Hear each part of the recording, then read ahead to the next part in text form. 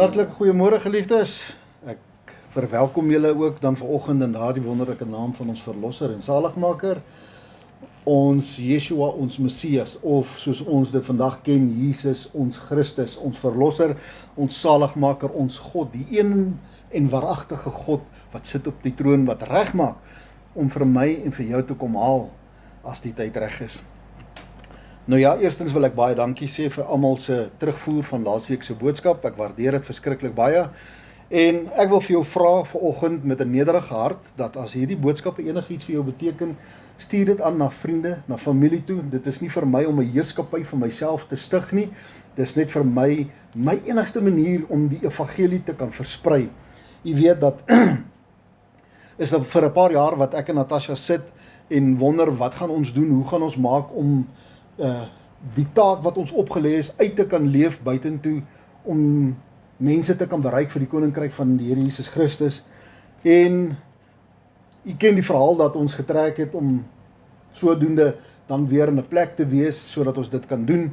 En ja, daar het dit nou dinge gebeur wat nou so is. Dis nou maar gedane sake. En ons is nou terug hier in ons huis. En hierdie is ons laaste poging om te doen wat die Here van ons verwag. En dit is om die evangelie van Jesus Christus te versprei tot aan die einde van my tyd.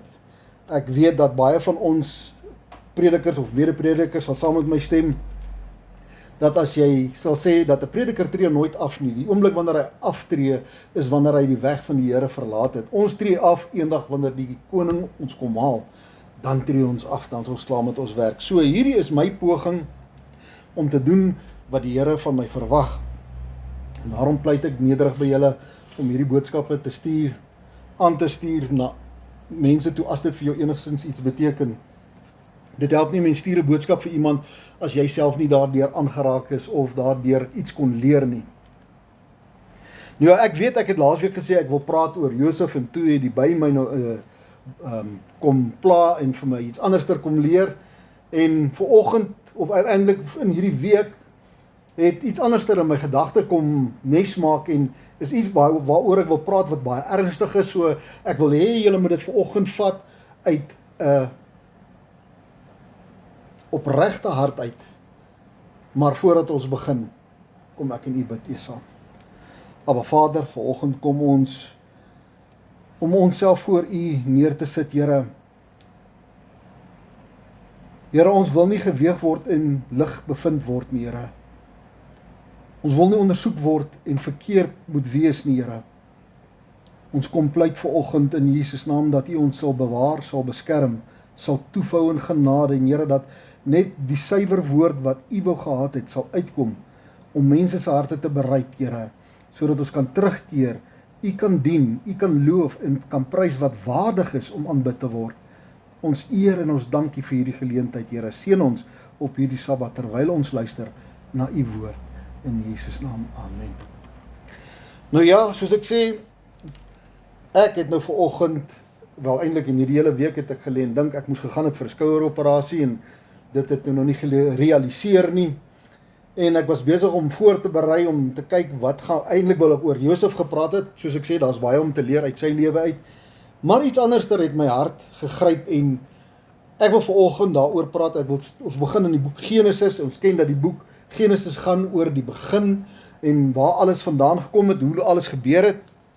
Ons weet dat hierdie boek deur verskeie mense geskryf is om hom te hê soos dit ons hom vandag het, en ek praat nie van vertalings van die Bybel nie, ek praat van die mense wat skrywers was van hierdie boek van Genesis, en groot gedeeltes is maar geskryf deur Moses, en hier kom ons by 'n gedeelte wat verskriklik is, en ons het al hieroor gesels, wel ek sal nog 'n keer daaroor wil gesels, oor die situasie wat gebeur het met Noag en sy kinders, toe hulle die ark moes ingaan het, en ek wil vir jou sê, dat wat ek nou vanoggend raak sien hierso, is 'n repetisie, van dinge wat reeds weer besig is om te gebeur, 'n herhaling van dit soos dit was, gaan dit nou weer gebeur, en daarom moet ons kan leer uit hierdie skrifgedeeltes, om onsself voor te berei, om onsself te bewapen met kennis, en met ja, met kennis van wat die Here sê, maar die belangrikste van alles eintlik wat ek wil sê is, dat ons sal bewapen met die gees van die Here, want dis net die gees van die Here wat ons sal lei in die volheid van die waarheid. Daar is nie iets anders nie, daar is nie 'n ander manier nie, en ja, ek wil nou nie vooruit gaan nie. Hier leer ons van Noag wat die ark ingegaan, die Here raak ontslaaf van die hele mensdom, en hy begin oor in, ja, hier kom hierdie mense uit die ark uit, en hulle is aangesê om die aarde te vervul en te vermeerder en vol te maak, en jong, soos ons mense is, as ons iets van God hoor, wil ons al ewig mos iets anders te doen. As hy sê links, dan wil ons altyd regs gaan, of as hy sê regs, dan wil ons links. So ons het altyd 'n ander idee as wat God vir ons het. En hoekom dit so is, hoekom dit in ons mens is, of ons menswees is, weet ek nie. En al wat ek weet, dit maak vir ons baie groot drama en baie groot moeilikheid. Vanoggend wil ek praat oor die toring van Babel.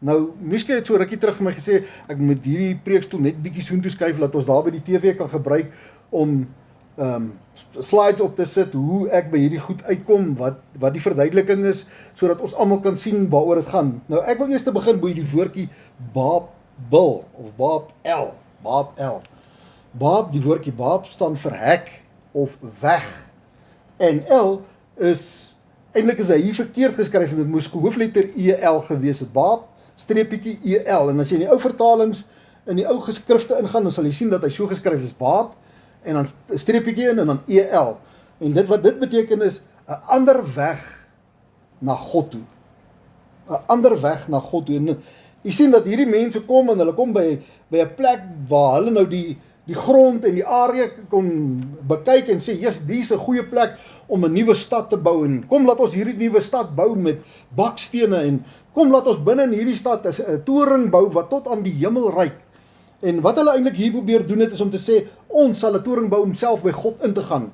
Of, kan ek dit anders te stel, sodat ons in Suid-Afrikaners dit kan verstaan, ek sal jou voordeur kom afskop, God, en ek sal ingaan, om self met jou te kan gesels. Dis die attitude wat hierdie mense gehad is, om te sê, ons het nie nodig dat die Here afkom na hom toe, ons sal opgaan na hom toe, en hy sal ons antwoord. So, jy sal sien die astrantheid, die hoogmoed van die mens, was so gewees, en dis hoekom ook in vers 5 van hoofstuk 11, kom die Here self af om hierdie stad te kom beskou, en te kom kyk wat hulle doen, en hy sien hulle hart, en hy sien dat hulle hoogmoed in hulle hart het, om hulle eie weg te vind na hom toe, en die Here kom en hy verwar hulle taal, en hy maak hulle die mekaar, sodat hulle in elk geval toe uit mekaar uitspat en die aarde vervul, soos wat die Here dit oorspronklike instruksie gegee het. Nou, hier's 'n paar dinge wat ek en jy hieruit kan leer. Die eerste is dat ons is vandag weer besig om 'n nuwe Babel te bou. Is dit 'n stad wat ons bou met bakstene? Nee, my geliefdes, ons is besig om dit geestelik te bou, om 'n ander weg te vind om God te behaag. En hoe doen ons dit? Ons laat sekere dinge uit die Bybel uit weg, en ons sit sekere dinge by, en ons doen die, en ons doen daai, en ons sê vir mense, hierdie is die enigste weg tot God. En dit is nie meer die oorspronklike weg nie. Dit is nie meer soos wat God dit wil hê nie. En dit bring ons by die plek dat ons is besig om in hoogmoed ons eie weg tot God te probeer vind. En ons sien dat die Here nie hiervan hou nie. Ons kan hieruit leer, uit hierdie gedeelte kan ons leer dat die Here nie daarvan hou nie. As die Here gesê het regs, dan beteken dit regs, nie miskien dalk regs of links nie. As die Here sekere dinge vir ons neergeset het en gesê het, hier is die manier wat ek wil hê julle moet doen, dan is daar nie 'n ander manier vir ons om dit te doen nie. Nou waarheen neig ek vanoggend, François? Waarheen wil jy gaan met hierdie skrifgedeelte? Ek wil vir jou vanoggend sê dat baie van ons is geleer om te sê dat ons glad nie hoef ag te slaan op sekere gedeeltes in die Ou Testament nie. Ek wil vir jou vanoggend sê, kom ons vat dan die Bybel en ons skeer hom af. Van Matteus af, skeer ons dit af, en ons gooi dit weg, en ons leer niemand nooit weer iets daaruit nie. Want as ons net selektief wil vat wat vir ons goed is, wat reg klink, en die ander goeders wat ons dalk skepties oor is, of wat ons nie weet hoe dit werk nie, dan gooi ons dit weg. Nee, dit werk nie so nie. Of ons vat die hele skrif, soos wat hy is, soos hy vir ons ingegee is, en ons leef daar volgens. En ons leef, die belangrikste eintlik hierso is, Natasha, is dat die mense moet teruggekeer om gedoop te word in die gees van die Here. Om self uit die stem van God te kan hoor wat vir jou reg is. En jy kan vanoggend my woord, en ek bid dat die Here my verantwoordbaar sal hou, julle kan uit my woord uitvat, en dit gaan weeg en vir die Here kan vra, is dit so of is dit nie so nie? Hierdie goeters is ek van oortuig, met my hele gees, my hele siel, en alles wat binne my is, dat daar waaragtig net een God is, nie duisende nie, of nie so nie, of nie daai nie, daar is een waaragtige God, hy is ons verlosser en saligmaker. Ek meen, ons het skrifgedeeltes, en nog skrifgedeeltes, wat vir ons verklaar wie Jesus is. Vanuit die Ou Testament af, regdeur tot in die Nuwe Testament, is daar verklarings van wie en wat hy sou wees. Dit is die God wat op die troon sit, wat vir ons in die vlees kom gemanifesteer het, om ons verlosser en saligmaker te kom wees. Anders, soos ek sê, kom ons keer die Ou Testament af, gooi dit weg.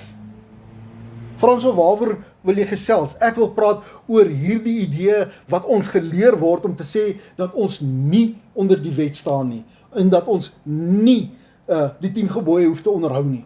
Ek wil vir jou sê dat dit 'n valse lering is, en dat dit glad nie die waarheid van God bevat nie.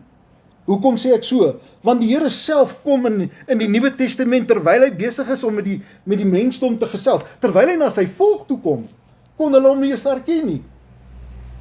Hulle kon hom nie eens herken nie. Dit waarvan daar getuig word in die psalms, in die profetiese boeke, kon hulle nie eens sien nie. Hulle kon Jesaja 9 vers 5 nie eens raak lees nie, dat daar 'n seun vir ons gebore is. Hulle kon dit nie sien nie, hulle kon dit nie ervaar nie, terwyl hulle geweet het, terwyl hulle die geskrifte by hulle gehad het. En jy weet, dat ons vandag ook die geskrifte by ons het. Ek hoop dat jy 'n Bybel het. As jy nie een het nie, ek het hier ergens in die huis ene, ek kan vir jou een gee. Maar die leerstelling van mense, die leerstelling van organisasies, veroorsaak dat ons verstop word, dat ons nie meer die waarheid kan hoor nie, dat ons nie meer in die waarheid leef nie, dat ons sê ons hoor van God en ons hoor nie. En ek wil vir julle sê, daar in Deuteronomium is daar 'n waarskuwing om te sê, wie die een wat sê, so sê die Here, en dan het hy nog niks gesê nie. Hier in die Nuwe Testament kom die Here en hy's besig om ons te leer en te wys wat reg is. Hulle vra vir hom, Here, wat is die belangrikste wet om te onderhou? Natasha, wat antwoord hy hulle? Hy sê vir hulle, hoor, Israel, die Here ons God is die enige Here. Jy moet die Here jou God lief hê met jou hele hart, uit jou hele siel, uit al jou krag en al jou mag, en jou naaste soos jouself. En ek wil nou vanoggend vir jou sê, daardie bevat die hele 10 gebooie. Daardie woorde wat Jesus gespreek het, bevat die hele 10 gebooie in geheel.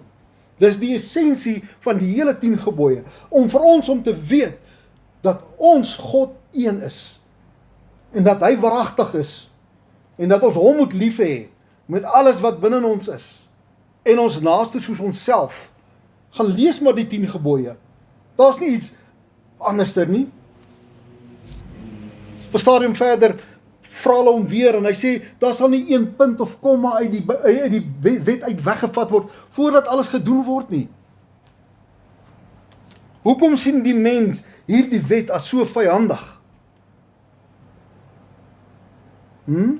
Is dit nie dalk dat ons geword het 'n mens wat 'n eenvoudige of 'n gemaklike evangelie wil hê nie? Ons wil net 'n vingertjie klap en God moet kan antwoord. Ons wil net kan demand, en ek het al geluister na mense se gebede, dan wonder ek, met wie praat jy? Praat jy met jou tuinjong? Of praat jy met die Allerhoogste? Die ou mense van die Ou Testament het God gevrees. Hulle het, wanneer hulle van God praat, het hulle 'n naam voor dit gesit, sodat hulle nie die naam van die Here ydel gebruik nie. Kom ek lees vir julle uit Deuteronomium, onderhou die maand Abib, en hou die Pasga van die Here jou God. 2 woorde voor God, of 'n woord voor God, om dieselfde God te beskryf. Nie dat God in homself verdeeld is nie, maar dat hulle God gevrees het. Nou kom ons in hierdie eeu, Natasha, en ons praat met die Here asof hy 'n tuinjong is, of dat hy my ou vloerlap is, dat ek hom kan beveel om dinge vir my te doen, dinge wat ek self nie wil doen nie. Terwyl die Here van ons verwag om in gehoorsaamheid om te dien, om te vrees, om hom eerste te ag in alles. Is dit nie so nie? Ons doen aansoek vir werk, ons doen dit en ons doen daai. Wanneer ken ons die Here in hierdie saak? Of is dit net die Here om te sê, Simsalabim, hoor hierso kom, doen dit vir my, ek wil hierdie werk hê. Terwyl die Here sê, laat jou weg aan die Here oor. Hy sal dit vir jou uitvoer. Vertrou op die Here. Steun nie op jou eie insig nie. Skrifgedeeltes, my geliefdes, julle kan dit gaan soek en vir my terugstuur waar ek dit uithaal. Ek kan dit vir jou gaan haal. Hierdie woord is die begin en die einde. Dit bevat alles. En ek kan sien dat dinge is besig om hulle self te weer te herhaal. Dat ons besig is met 'n geestelike Babel, 'n ander weg na God toe. Anders dan as die weg wat God ons gegee het. Wat is hierdie weg, François, wat die Here gegee het? Hy sê, bekeer julle en laat elkeen van julle gedoop word in die naam van Jesus Christus tot vergifnis van jou sondes. En jy sal die Heilige Gees deelagtig raak. Wat sal die Heilige Gees doen? Hy sal die skrifte vir jou oopmaak sodat jy dit kan verstaan. Gaan lees maar deur die evangelies, hoe dit gebeur vir die apostels. Gaan lees maar. Hulle het na die tyd, nadat die Here op hulle geblaas het, hulle die Heilige Gees ontvang het hulle die geskrifte dag en nag ondersoek of dit so is. En wat is skrifte het hulle ondersoek? Die Nuwe Testament, Matteus, Markus en Lukas. Vriende, laat ons dit met regheid met mekaar wees, daar was nie 'n Nuwe Testament gewees nie. Hulle het die ou geskrifte ondersoek, om te kyk of God waaragtig is, of dit wat hulle hoor reg is, en hulle het dit gevind as akkuraat. Ons weet dat Petrus dinge gedoen het, ons weet dat al hierdie apostels het dinge gedoen wat ver bo ons vermoë is vandag. En hoekom kon hulle dit regkry? Hoekom kon hulle fisiek, as Petrus kom by daar die skone poort, en hy sê, silwer en goud het ek nie, maar in die naam van Jesus Christus staan op en loop. Ek en jy kry dit nie vandag reg nie. Hoekom? Is ons nie by 'n verkeerde plek nie? Is ons nie besig met 'n verkeerde evangelie nie? Is ons nie besig met 'n verkeerde God of 'n ander manier om by hierdie God uit te kom nie?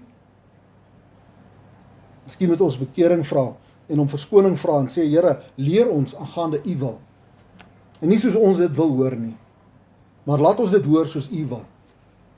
Ek wil vir julle sê, ek het in 'n kerk groot geword wat ver van hierdie plek af is, waar ek vandag staan. Ver. En hulle is vandag nog steeds ver. En nie dat ek oordeel nie. Mense neem net aan dit wat hulle wil hê.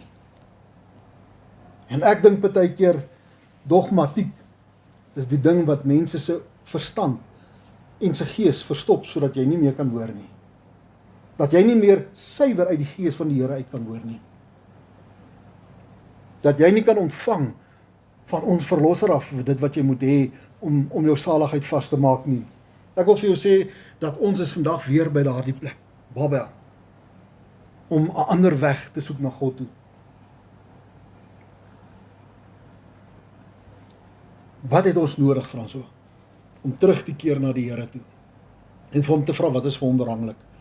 En moenie verbaas wees as die Here jou vat in die Ou Testament en jou van voor af begin leer wat sy wil is nie. En hoe hy dinge wil hê, dit moet werk nie. Ek wil vir jou sê ook, dit sou nie vir hierdie wêreld so moeilik gewees het, as ons net die 10 gebooie kon onderhou het nie. Daar sou nie soveel wette gewees het op papier. Jy mag nie dit nie, jy mag nie dat nie. Ek het ander dag die statistieke gehad, van hoeveel wette daar uitgereik word. En as jy gaan kyk, is dit iets om iets te reg te maak, wat verkeerd gedoen is, en dit het 'n direkte lyn terug na die 10 gebooie toe nie. Kom ons leer om op die Here weer te vertrou. Kom ons keer terug na hom toe. Kom ons begin leef soos wat hy van ons verwag. En ek dank u vir die tyd wat julle my gun om na my te luister. Ek wil julle herinner dat die Bible College begin oor 'n paar weke van nou af. Ek het nou die datum vergeet. Ons het ons eerste paar studente wat ons gaan oplei. En as daar nog mense is wat belangstel, die besonderhede sal hierna opwees. Miskien sal dit vir ons opsit. En dan kontak julle maar met ons en dan gesels ons en dan werk ons julle in die klasse in soos wat hulle daar is. Dit is 'n aanlyn woordskool wat ons gaan bedryf en ons hoop om mense weer te leer in die volheid van die waarheid, nie net gedeeltes daarvan nie. Kom ons bid saam. Aba Vader, baie dankie vir hierdie dag. Dankie vir hierdie geleentheid. Ek bid dat U my woord sal seën en dat U ook die luisteraar sal seën.